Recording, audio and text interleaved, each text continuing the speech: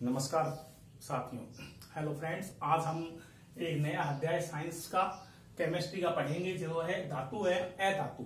इसे अंग्रेजी में मेटल्स और नॉन मेटल्स भी कहते हैं।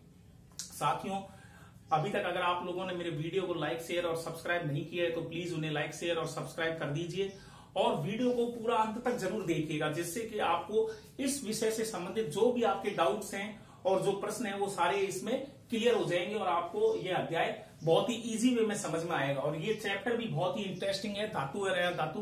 ये बहुत ही अच्छा एक इंटरेस्टिंग चैप्टर है जिसे आज हम अध्ययन करेंगे। तो चलिए आज हम अध्ययन करते हैं धातु और अधातु के बारे में।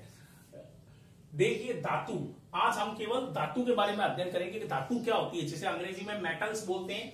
धातु वे तत्व जो सरलता से धनायन बनाते हैं और धातुओं के परमाणुओं के साथ धात्विक बंध बनाते हैं। धात्विक बंध मतलब मेटलिक बॉन्ड बनाते हैं, जो क्या कहलाते हैं, धातु कहलाते हैं। इसके उदाहरण आप लोगों को धातुओं के ध्यान ही है, लोहा, सोना, चांदी आदि, ये सब धातुएं। अब धातुओं के भौतिक गुणधर्म, धातुओं के यानी कि फिजिकल कैरेक्टर क्या होते हैं या धातुओं की क्या विशेषताएं होती हैं, उसके बारे में हम अध्ययन करेंगे। तो देखिए, धातुओं में सबसे पहली बात होती है चमक।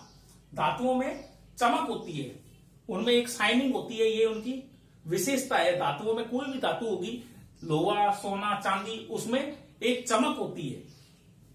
अच्छा, दूसरा है कठोरता यानी हार्डनेस।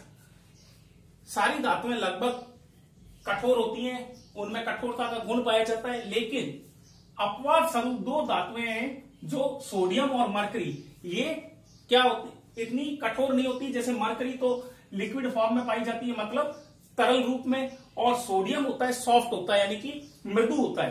तो ये इसके दो अपवाद हैं, सोडियम और मरकरी। बाकी सारी धातुएं जो लगभग बहुत कठोर होती हैं, जैसे लोहा, कॉपर, एल्यूमिनियम आदि, ये सभी धातुएं कठोर होती हैं। अच्छा, अगला है तन्यता। तन्यता मतलब तन्ना मतलब तन्यता का मतलब होता है तार की तरह खींचना।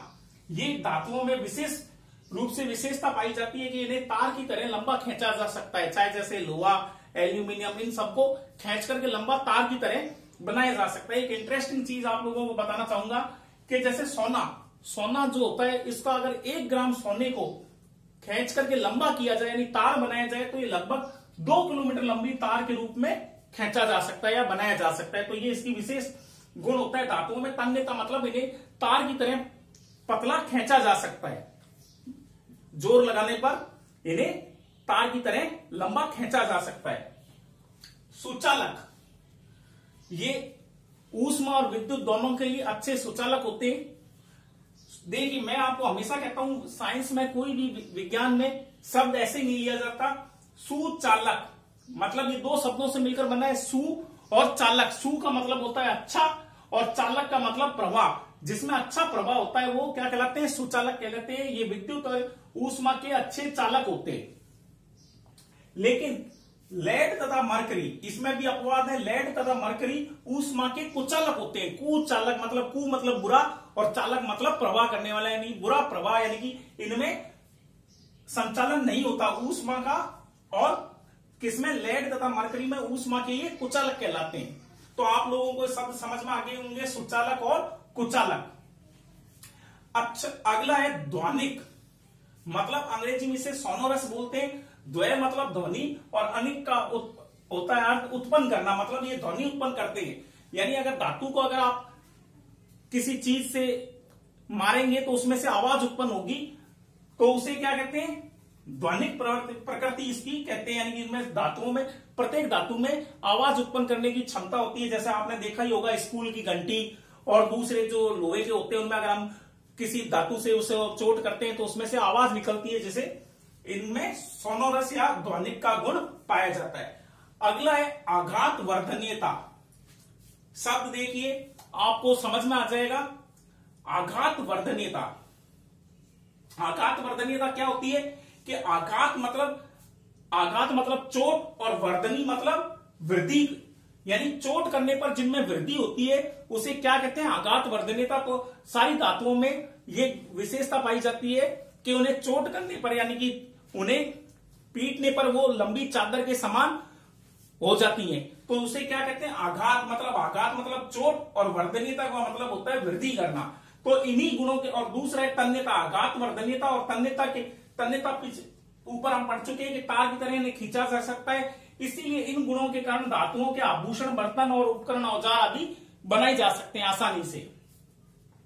तो आप लोगों को यह आघात वर्धनीयता समझ में आ गया होगा। आघात वर्धनीयता का मतलब क्या? आघात मतलब चोट, और वृद्धि, वर्धनीयता का अर्थ होता है वृद्धि, यानी कि चोट करने पर कोई में वृद्धि होती है या फैलता है तो उसे आघात वर्धनीयता कहते हैं। तो सारी धातुएं आपने देखा होगा, लोहे की पीट पीट करके चादर बनाई जाती है, तांबा हो गया, इन सबों को पीट करके हम पतली चादर नुमा इन्हें बनाया जा सकता है। आपने मिठाइयां खाई होंगी, मिठाइयों में आपने देखा होगा चांदी की ऊपर एक परत चढ़ाई हुई होती है महंगी मिठाइयों में, तो वो किस कारण की? आघात वर्धन के कारण, यानी उनको अगर पीटा जाए तो वो पतली चादर के नुमा हो जाती है। तो इसी कारण वो मिठाइयों के ऊपर चांदी की परत चढ़ाई जाती है, क्योंकि उसे पीट करके पतली से पतली पेपर की तरह चादर बनाई जा सकती है। अगला है प्रकृति में धातुओं की उपस्थिति। अब ये प्रकृति में धातुएं किस प्रकार की मिलती हैं? ये दो प्रकार की धातु प्रकृति में मिलती हैं। प्रकृति में धातुएं दो प्रकार से पाई जाती है। एक होती है मुक्त अवस्था, मतलब मुक्त का मतलब स्वतंत्र अवस्था में, यानी कि सीधी, जैसे सोना, चांदी, प्लेटिनम आदि। क्यों ये पाई जाती है मुक्त अवस्था में? क्योंकि ये कम क्रियाशील है, यानी कि इनमें क्रियाशीलता इनकी बहुत कम होती है, इसलिए दूसरी धातुओं से या दूसरे चीजों से क्रिया नहीं करते, इसलिए मुक्त अवस्था में ही पाई जाती है सोना, चांदी और प्लेटिनम। इसी प्रकार दूसरा है संयुक्त। संयुक्त का मतलब क्या होता है? साथ में, मतलब कॉपर, लेड और लोहा ये अत्यधिक क्रियाशील होने के कारण ये दूसरों से क्रिया करके संयुक्त अवस्था में पाए जाते हैं, जिन्हें शुद्धिकरण करके अलग किया जाता है।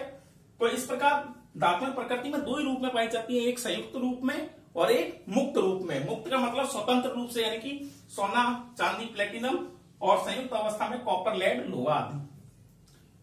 तो साथियों, मुझे उम्मीद है ये चैप्टर आपको बिल्कुल समझ में आ गया होगा। इसमें दो चार टिपिकल शब्द थे, सुचालक, आघात वर्धनीयता, तन्यता, ये सब आप लोगों को समझ में आ गया होगा, और मुझे उम्मीद है कि वीडियो पसंद आएगा। तो साथियों, फिर एक अंत में निवेदन करना चाहूंगा कि अगर वीडियो को अभी तक लाइक, शेयर और सब्सक्राइब नहीं किया है तो प्लीज कर दीजिए। धन्यवाद।